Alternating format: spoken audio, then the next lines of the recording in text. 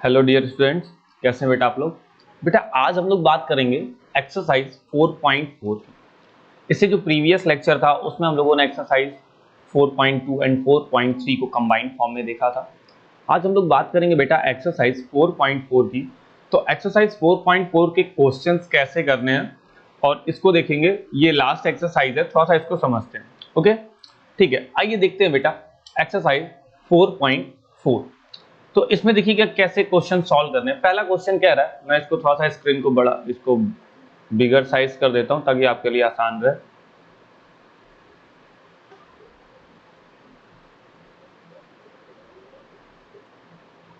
देखिएगा क्या कह रहा है। पहला, add 4 to 8 times a number you get 60। तो आपको मालूम है अगर नंबर नहीं दिया है तो आपको नंबर क्या करना होगा, लेट करना होगा। Let number be x. यहाँ पे आपने क्या कर लिया, एक्स को नंबर गेट कर लिया।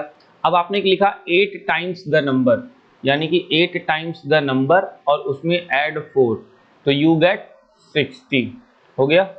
दूसरा, 1/5 ऑफ ए नंबर -4 गिव्स 3, यानी कि 1/5 ऑफ ए नंबर। ठीक है, ऑफ ए नंबर यानी कि नंबर x है और इसका 1/5 यानी कि डायरेक्टली बाई 5 और -4 करेंगे तो आंसर कितना आ जाएगा, 3। Next, if I take 3/4, if I take 3/4 of a number and add 3 to it, I will get 1।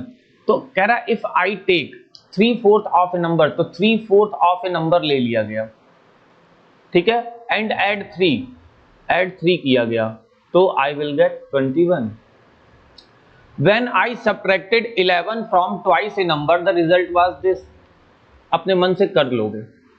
Munna subtract thrice the number on a notebook and has from 50, he find result to be 8। अब क्या कह रहा है, Munna subtracts thrice the number of a notebook। Number of notebook कितना है बेटा, x।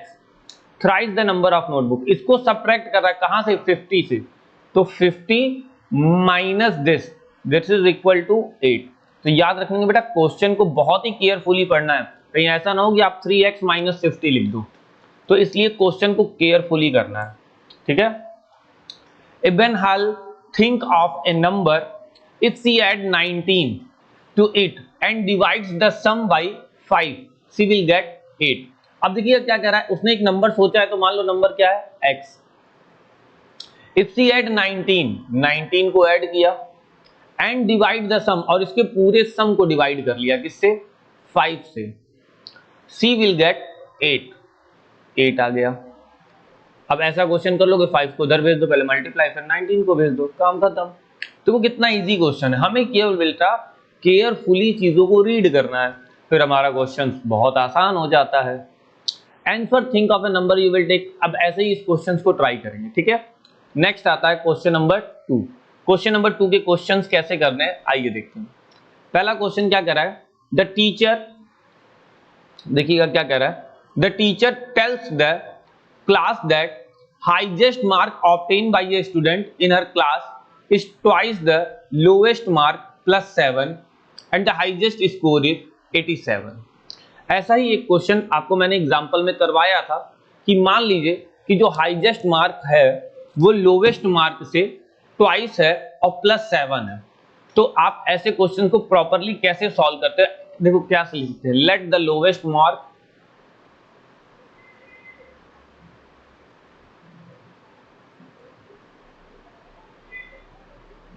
B x is the lowest mark, ठीक है, और हाईएस्ट मार्क गिवन है 87, लेकिन उसका रिलेशन क्या दे रहा है, लोवेस्ट मार्क के साथ उसका twice +7। So highest mark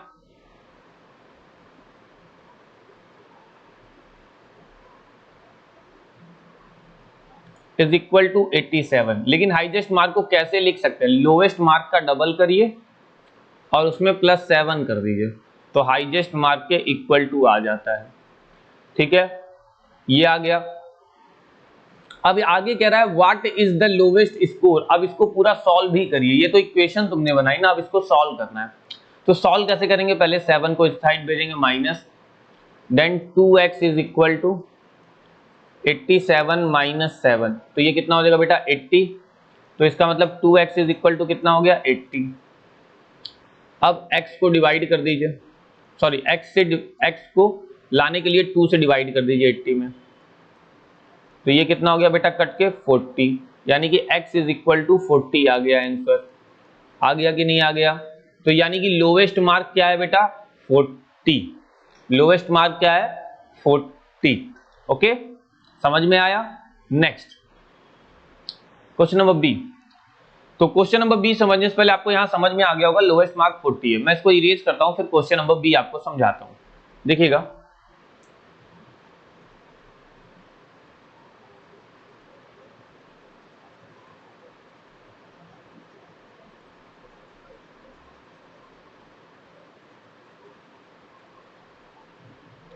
question number B क्या कह रहा है, an isosceles triangle the base angle are equal. तो बेस एंगल इक्वल होते ही हैं। The vertex angle is 40 degree, what are the base angle of the triangle. अब इसमें दिमाग चलाना है। देखिए, एक ट्राइंगल है, ये बेस एंगल है, ये दोनों इक्वल है क्योंकि ये एक आइसोसेलेस ट्राइंगल है और इसकी वैल्यू दिया है 40। तो मान लो बेस एंगल क्या है x, तो यहां लिखोगे let the base angle is x degree. तो इसका मतलब ये भी x होगा, तो तीनों एंगल का सम कितना आता है बेटा 180। तो x प्लस x और प्लस 40 इज इक्वल टू कितने डिग्री आ गया बेटा 180 डिग्री। x प्लस x कितना हो गया बेटा 2x। अब इस 40 को इस साइड माइनस कर दो, तो 180 minus 40, then 2x is equal to कितना आ गया बेटा 140। 180 माइनस 40 इज इक्वल टू 140। अब x से क्या करो, x की वैल्यू फाइंड करने के लिए 2 से डिवाइड कर दो, 140 बाई 2 कट गया 70 आ गया। तो x की वैल्यू कितनी आ गई बेटा 70, यानी कि दोनों एंगल की वैल्यू कितनी आ गई 70 डिग्री। इस तरीके से आपने क्वेश्चन नंबर बी फाइंड कर लिया, दूसरे का भी। ओके, अब इसका क्वेश्चन नंबर सी देखेंगे। तो क्वेश्चन नंबर सी देखना है तो हमें पहले इसको इरेज भी करना होगा, ठीक है। आई होप आपको बी समझ में आ गया होगा। तो सी को इरेज करते हैं।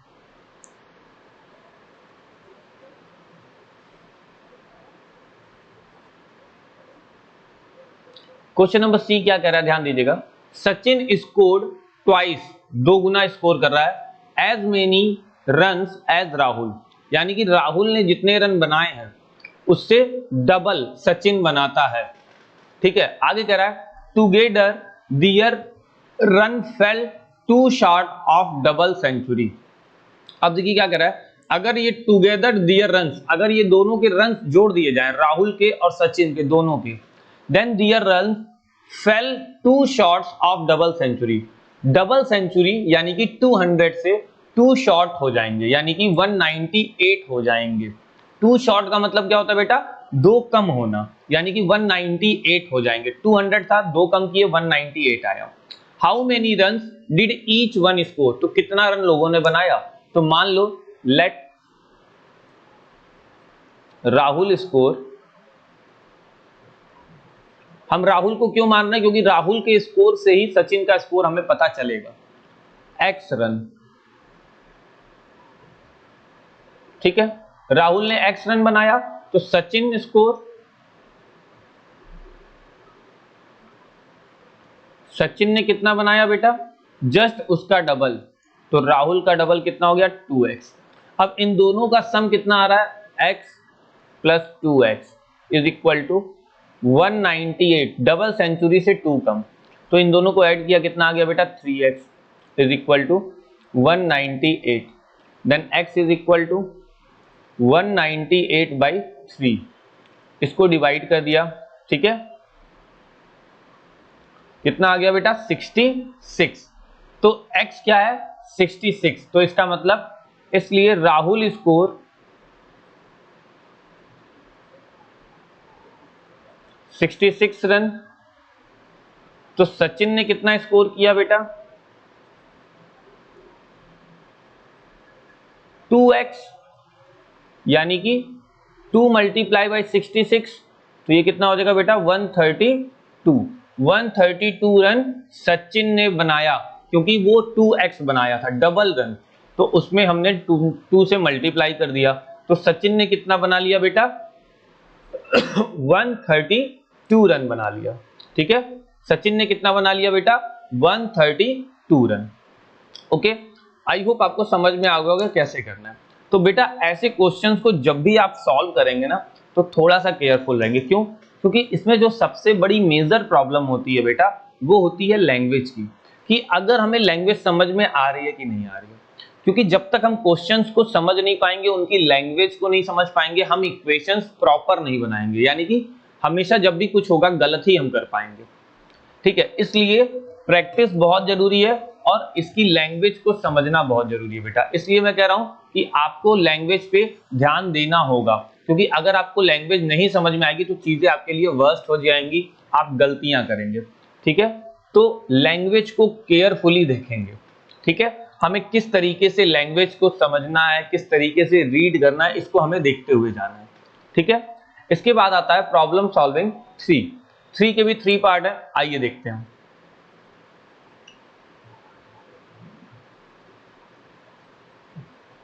तो पहले मैं इरेज कर लेता हूं, फिर क्वेश्चन नंबर 3 को देखता हूं।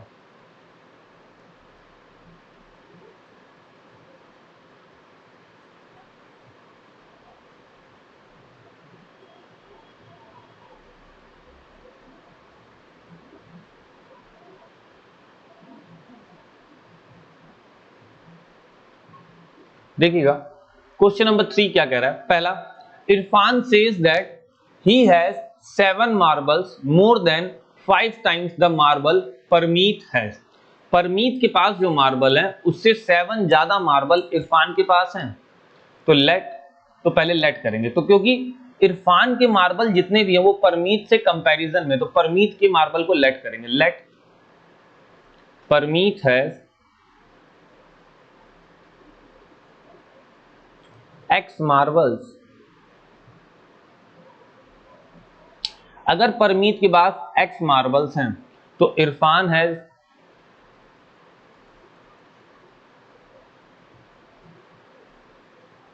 कितने ज्यादा बेटा? 7 marbles. Irfan says that he has 7 marbles more than the 5 times of marble of Parmeet. ठीक है, आगे कह रहा है इरफान हैज 37 मार्बल। फाइनली उसके पास कितना है? 37 मार्बल्स है। लेकिन इन 37 मार्बल्स को कैसे कह रहा है?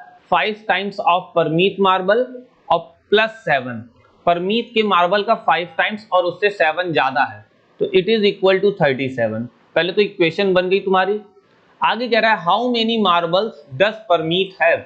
तो परमीत के पास कितने मार्बल हैं? तो पहले 7 को उधर भेज दीजिए, प्लस है उस साइड जाएगा माइनस हो जाएगा। कितना आ गया बेटा? 30 आ गया। x is equal to 30/5। 5 1 जा 5, 5 6 जा 30, यानी कि x इज इक्वल टू 6। यानी कि परमीत के पास कितने मार्बल हैं? 6।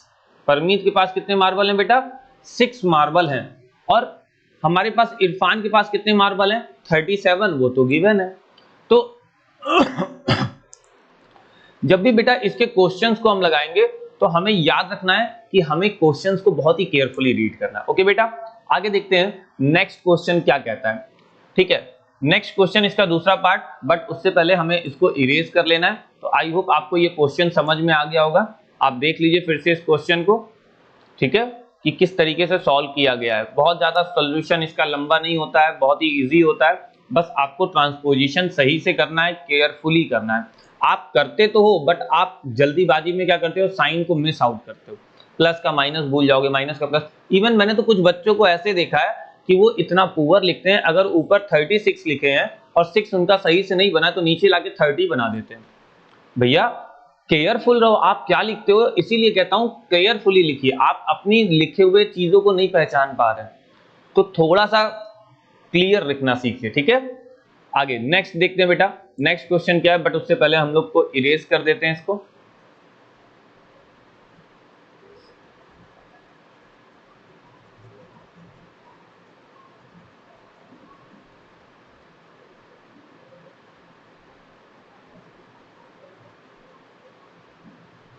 नेक्स्ट क्वेश्चन क्या कह रहा है बेटा, देखिएगा। इन एन आइसोसेलेस, सॉरी तीसरा, Lakshmi's father is 49 year old. He is 4 year older than three times the Lakshmi. देखिए सेम ऐसा ही क्वेश्चन आपने एग्जाम्पल में किया हुआ है, तो आपको आई थिंक इस क्वेश्चन में तो कोई भी प्रॉब्लम आनी ही नहीं है, बट फिर भी मैं ये क्वेश्चन एक बार बताऊंगा जरूर। मैं यहाँ इक्वेशन बना के दिखा दे रहा हूँ, बाकी काम आपको करना है। तो लक्ष्मी के फादर की एज 49 ईयर है दिया है, और उनकी जो एज है वो लक्ष्मी की एज से 3 टाइम्स 4 ज्यादा है, 3 टाइम्स और प्लस 4। तो लक्ष्मी की एज क्या कर लो, let Lakshmi's age is equal to x year. तो according to the question 3 times the Lakshmi's age plus 4, ये उसके फादर की एज यानी कि 49 ईयर के इक्वल है। अब आप इसको सॉल्व करके x की वैल्यू पता कर लेंगे। अब जब आपको यहां से x की वैल्यू पता चल जाएगी तो इसका मतलब लक्ष्मी की एज पता चल गई आपको। क्वेश्चन नंबर 3 देखते हैं इसका, ठीक है, क्योंकि ये क्वेश्चन हम लोग करवा चुके थे, तो क्वेश्चन नंबर 3 देखते हैं, यानी कि 3 का थर्ड पार्ट। कह रहा है पीपुल ऑफ सुंदरग्राम, सुंदरग्राम एक जगह है, वहां कुछ लोग रहते हैं, planted tree in a village garden, village के गार्डन में ट्री प्लांट करते हैं। Some of trees were fruit trees, कुछ पेड़ फल देते हैं। The number of non fruit trees were two more than 3 times of the fruit tree. अब उसमें दो तरीके के पेड़ हैं, एक फ्रूट वाले और एक बिना फ्रूट वाले। तो कुछ पेड़ ऐसे हैं जो फ्रूट देते हैं, लेकिन कुछ पेड़ ऐसे भी हैं जो फ्रूट नहीं देते। लेकिन जो फ्रूट नहीं देते हैं उनको फ्रूट देने वाले के कंपैरिजन में हम लोगों ने लिख दिया है। तो मान लो फ्रूट ट्रीज कितने हैं,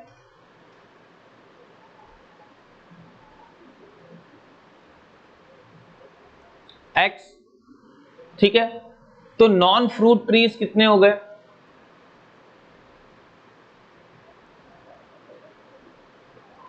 ठीक है, पहले तो कितने हैं अभी हम लोग देखेंगे। आगे कह रहा है the number of non fruit trees where 2 more than the time of the number of fruit tree.